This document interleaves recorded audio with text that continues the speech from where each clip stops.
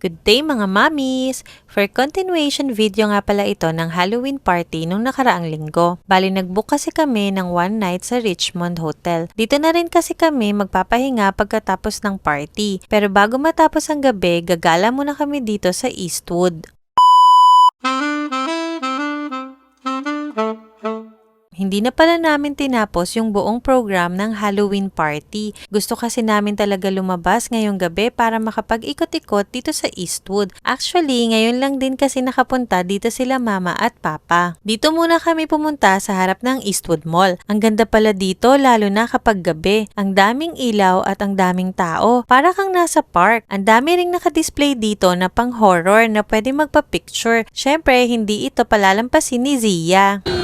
1, 2, 3. Uy, hi! Si Yuna naman ayaw magpakarga. Gusto rin makipagsabayan ng lakaran. Pumunta rin kami dito sa may fountain para magpa-picture. Sayang lang kasi hindi gumagana ngayon.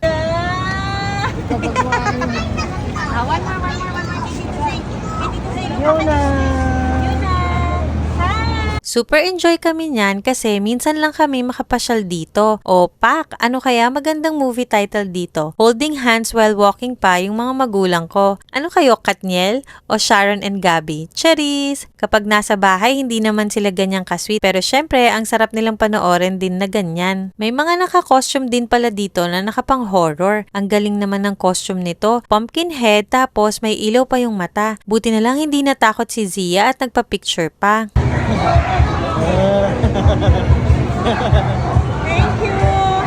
Kinabukasan, maaga nagising yung mga bata para makapag-swimming. Bali si Mia dito lang muna sa bathtub kasi may sipon siya. Excited syempre sila Zia at Jacob mag-swimming at walang sinayang na oras. Pahaba pala yung swimming pool nila dito. Tapos located yung swimming pool sa 39th floor.